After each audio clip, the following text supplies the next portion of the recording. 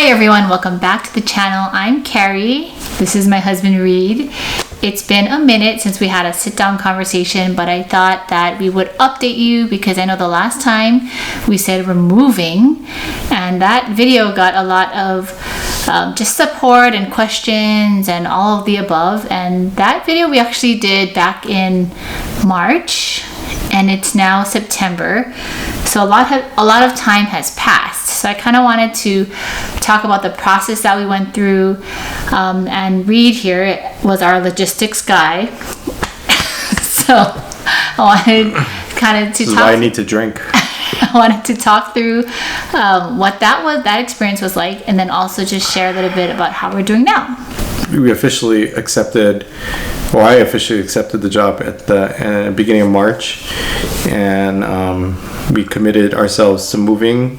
So we started this process towards the ending part of March. And a lot of it had to do with how are we going to financially get us here. Fortunately, the company I'm working for helped finance the move for us. So there was less of a burden on us to come out of pocket to move all of our things up here. But there were several, I think, hurdles that we had to overcome when you're moving from another state, especially a state 2,600 miles away in the ocean. So probably a lot of you that are watching this have moved before, moved homes, moved from an apartment, moved maybe to a different city. I don't know a lot of you if you've gone from state to state or across the Pacific, but if you have, you probably can understand exactly what we had to go through. But there are a lot of moving parts. One, just talking about the move with our children, because the other one didn't really understand. So just helping Ellie understand what we were doing, why we were moving, where we were going. I think Cari kind of went through a period where she was really into looking at maps because she wanted to show Ellie, like try to show her visually. Yes. You can't show her physically. No, like physically, like visually, yes. Where we're going from point A to point B and why we were doing that. I think it helped that we were going to the state where Mickey Mouse lives, because we did use that several times in our conversation. But we did tell her early on that we were moving, so she's been talking about it since like April, and we've been talking about it with her since April, just so she understood that this is what was going to happen in the future. And I think overall, I think that the transition for her in this period of time has been pretty smooth. Like, of course, she's still a toddler, but she's excited to be here, which I think we're very happy about. And a lot of it was just communicating and not treating her like just a baby, but just having her understand that this is what's happening, this is where we're going, and this is why we're going. In normal circumstances, we would have probably had to move a lot sooner. So shortly after I accepted the job, I think in a normal situation, they would have wanted me to move as soon as I could. But because we had to go to Japan for Peace in Your Wings, and because Cari had committed to teaching over the summer for Ohana Arts, that would have been impossible. You would have split the family, and it would have been difficult for us to logistically do things. So I had negotiated with my company to have me work remote from Hawaii while we were going through all those things over the summer, and scheduled our move date for September, which I think in hindsight actually was a good thing, because anytime you're going to move, I think there's a shock to not just us and our lives, but there was a shock to everybody around us, our friends and family. So they kind of had 6 months to let it sink in and let it marinate, and accept it. I don't know if people did, but some people are still working on that. But I think having that runway really did help, and for us as a family, I think it helped us transition from Hawaii, which is a place that we've grown up and known our entire life. And it wasn't like an abrupt move. We had 6 months to soak everything in and do things that we wanted to do and spend time with people that we wanted to see before we left. So that by the time we did leave in September, I think we were fine with the transition. So we had several things that we had to think about with the move. One, what are we going to do at the place that we have currently in Hawaii? So we have a mortgage, we own our home, and we didn't want to give that up. for several reasons, primarily if we ever wanted to come back. So the first thought was, okay, we're going to rent it. And that was a process in itself, because you accumulate a lot of things over the years. And we were there for 3 years. And so it's not that long time-wise, but we had a lot of stuff in there. So the process of cleaning things out, I think we must have made like 25 trips to Goodwill to get rid of stuff. Or we gave things to family, we gave things away. And even then we had a lot to pack. Yes. So that process of packing was in itself a task. And I think in a previous video, Cari had shown some clips of packing, so you guys can see what we were going through. And we used a pod, if you saw the previous video as well. Yeah, so think about logistics. So how are we going to physically move things? So I had inquired here locally in California while I was up here for work, asking people that had moved from state to state, like who they used and how much it cost. There was a recommendation that we use either Matson or Pasha to move our things, but pricing it out, it would have been in the 5 figures to move our items. And we didn't know how worth it that was, because I think at that point you have to value the items that you have and how much it's going to cost to ship it, right? So if you have expensive furniture, it probably would be worth it if you wanted to keep the furniture. But then you got to think about things like the place that you're going to go into. Is that furniture even going to fit, or is it going to match? Are you still going to want to use it? Is it cheaper to replace it with something on the mainland? Because we found out in the short time we're here, there are a lot of cheaper things that in California that were not so cheap when we were in Hawaii. And there are more options too. Yeah. So all those things you're kind of going through your mind while you're trying to price out how much is going to cost to move our items. At the same time, we didn't have a place to move to. So if you think about it from a timing perspective, we were looking for a place, figuring out how to pack, figuring out what items to take, but yet not knowing what items we were going to need, because we didn't know the place we were going to have. All at the same time. So luckily for us, the realtor that had taken us around when we originally came up for our recruitment trip, she had a place that came up for rent, and that came up in May. So it's pretty early on. I inquired about it, and at first I was open to paying the rent all through the summer just to hold the place, because one of the benefits of it was fully furnished. So by doing that, and sort of, if you think about it, we said it now that we're here, it's kind of like an Airbnb, because everything that we needed was already here. So that really took out a lot of things that we probably would have ended up shipping out of the equation. Things like big furniture, like couches and beds and things like that. I think it put a lot of less pressure too on us as just like a young family, because my worry at the time was, okay, we're going to be moving and it's just the 4 of us, and we have 2 young children who really can't help themselves.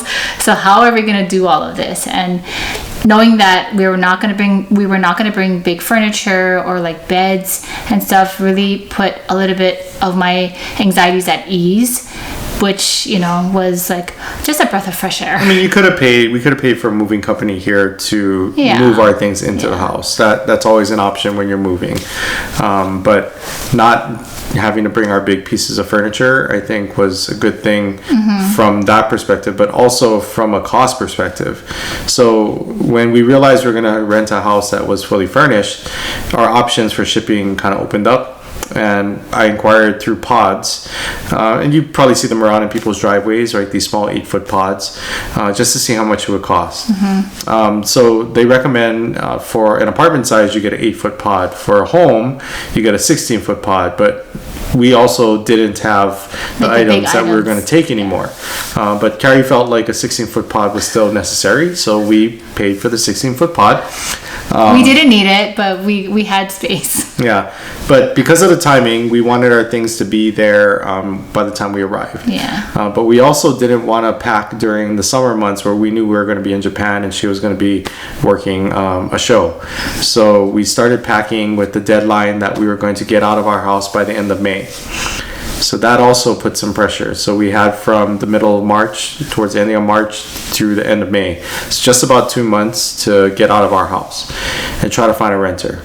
That was tough. So we packed the pod. The pod actually got shipped in June, and was sitting here in Bakersfield, California, from the middle of June all the way through September when it got delivered to our home. So we actually had to pay rent for the pod in Bakersfield the entire time. So total cost to move all our items, just a little bit under $8,000. So after we moved out in May, then we're like, well, where are we gonna live? And so for the next 3 months, my parents graciously took us in, and we lived with my parents. And yeah, it was just a really nice. I feel like it was also really nice because we knew we were leaving, so it was like this extra time that we were able to spend with our families, knowing that we're leaving. Outside of your personal items and finding a house, we had 2 vehicles, and then we had to ship it. But that was actually the easy part. So shout out to Paisha, because they actually make it very easy to ship your vehicle, and it's very inexpensive. Through Paisha, total about $3,100, I was able to ship it door to door. I was worried about driving to our house because confession, I've never driven on the mainland until we lived here like 2 weeks ago. So I didn't want to be like the first time I'm driving on the freeway. And so Reid graciously was able to ship our car to our house, which yeah. So I said door to door, but it's more like port to door. Yeah. So Paisha has a service where you drop off your car, and it's dropped off in a warehouse near the dock in Kalihi.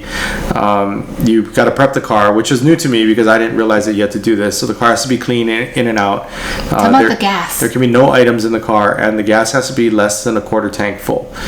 And that was stressful because we shipped my car first, and my car is a hybrid. And when we realized, oh shoot, we got to drain the gas, and because they will not accept your vehicle if it has gas above there. So it must be a weight requirement thing on the ship, but they do make it very easy. So once you check in your car, it's clean, you have all your title information, insurance, everything is all in line. They keep your car there till it's ready to board the vessel, and then they give you tracking along the way, so you can actually log into their website, put in your vehicle tracking number, and it'll tell you like where your vehicle is, like if it's on the ship, if it left port, when it's supposed to arrive to port. And about a few days before the vehicle arrives, you get emailed a bill of lading, and that's to me, that's just good service. And then a Paisha rep will call you when the car is here in your area and schedule a time to drop it off. So it's actually pretty seamless. They didn't come straight to our door with my vehicle. We had to go like a mile. We drove down a mile down the road to a truck stop, and they met us there, and we were able to pick up the car. But still, I thought that was a great thing that we did, and it was easy.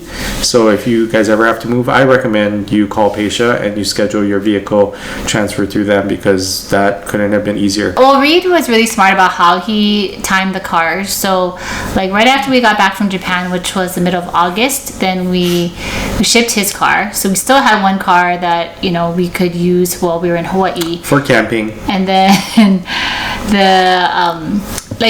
a day before we left, was it a day or 2 days before we left to come to California, then we shipped my car. So we had a car pretty much up until we left. So how are we doing now? What is life like? I know Reid mentioned Bakersfield, so I just wanted to say that the area that we live is Kern County, so it's really not like in LA. We're actually like 2 hours, 1.5 to 2 hours from LA, so we're not like really like by big cities. It takes us a while to get places, which is really nice though, because I think for us it's just a different pace of living that we've been used to.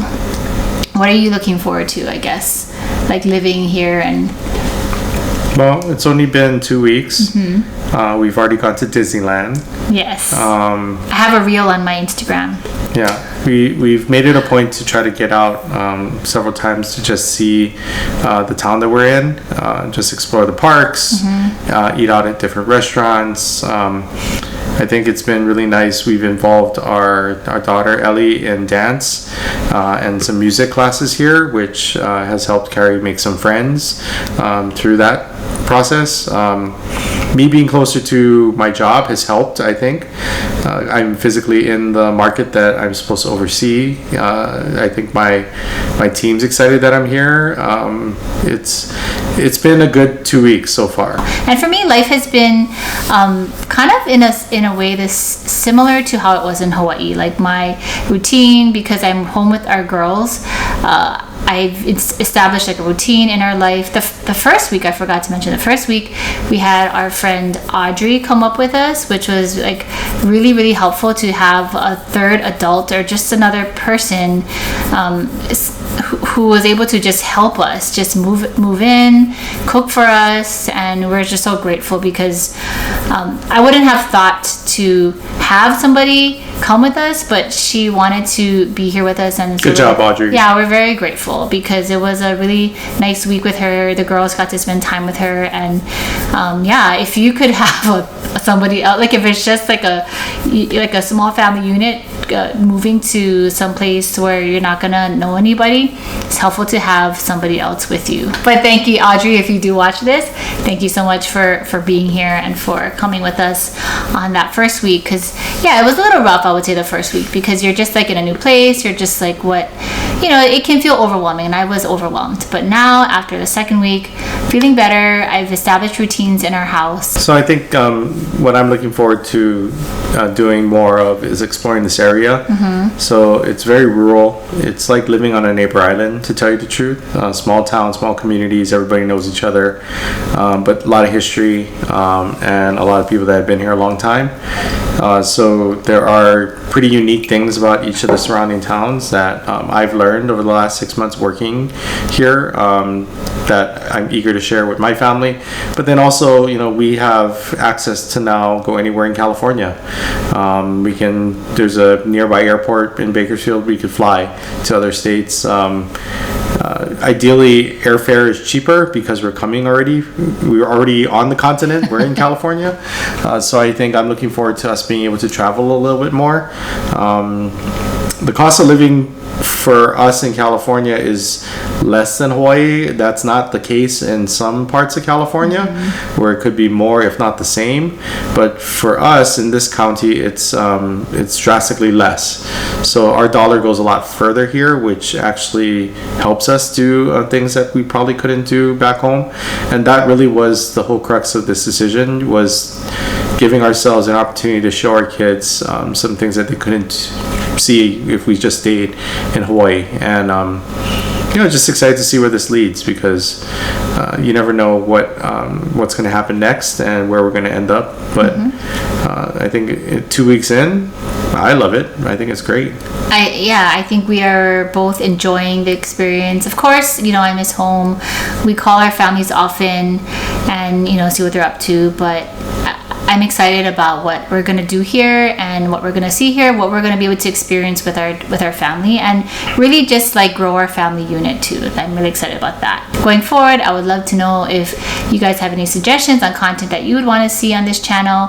I'm planning on taking you along on our visits, like around California and that kind of thing, and maybe some home vlogs as well. But other than that, let me know if there's anything else that you would be interested in seeing. Okay, so we need your help.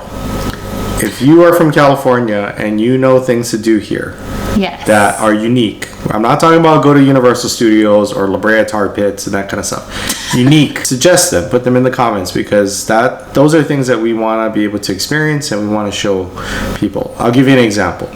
I had a coworker say he could take us panning for gold. That's unique. But I hope you guys found this video interesting or helpful in some way.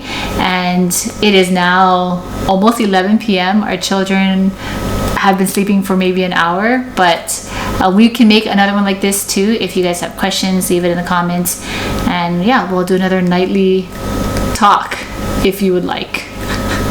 If we look tired, it's because we only get personal time at like midnight. All right, on that note, thank you guys so much for watching, and we'll see you guys in the next one. Bye. Aloha, brothers.